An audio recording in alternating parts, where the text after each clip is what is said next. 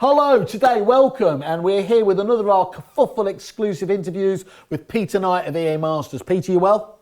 Top, mate. Absolutely top. How is the whole experience with EA Masters going? Yeah, well, we've got record numbers of people attending, which is obviously great news. The feedback, though, has been incredible in terms of the variety and range of topics that we've been able to discuss. And the thing is this, in previous years, when you've had a one-day event, inevitably, the editing of all the different content, this time round, we've got over 50 hours of content.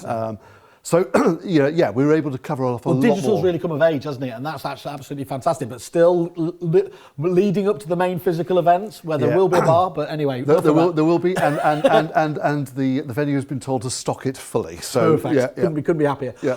We spoke a few episodes ago when we were talking about the importance of property management. Yeah. And today I'm just going to come back to an element of that, which is basically recurring revenue elements here. Yeah.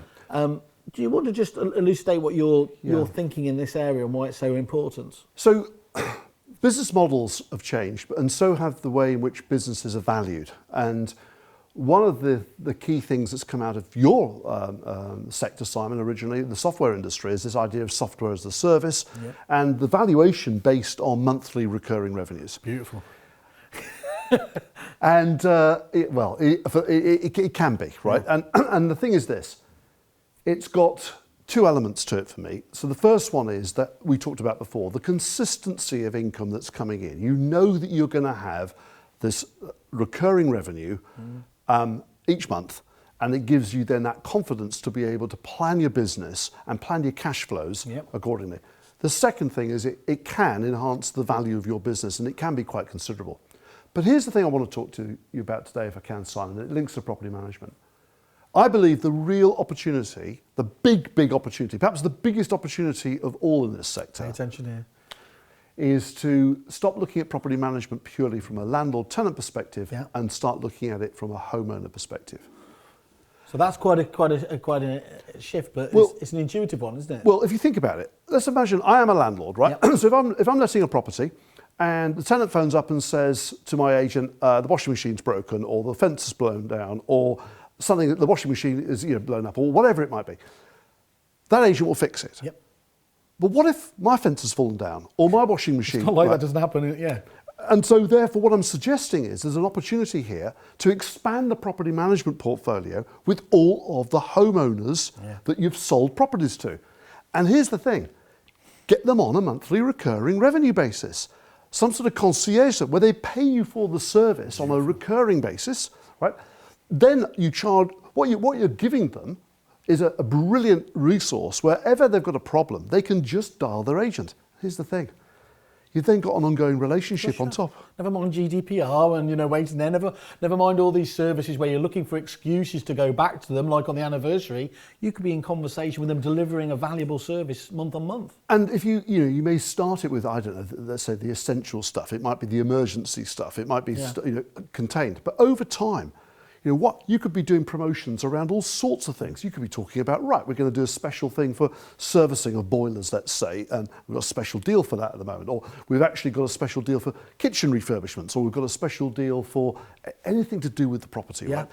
And it also means that you can either employ your own or develop partnerships with contractors, where because you're providing them with this continuous supply of work, it improves your ability to negotiate better deals and select better contractors in the first place. Better economies of scale, leveraging it and everything else. Now, I'm not saying it's simple, right? And I've mentioned this to quite a few people, and nobody yet has argued with the theory.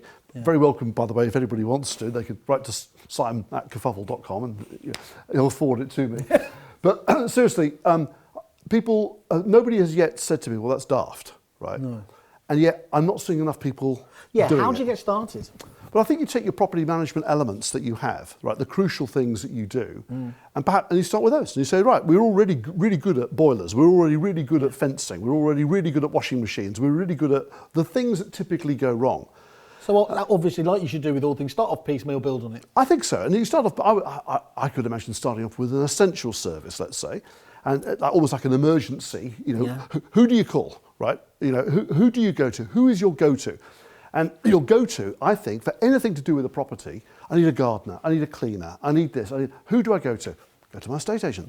And that becomes then a relationship that really builds and becomes ever more pleasantly complex.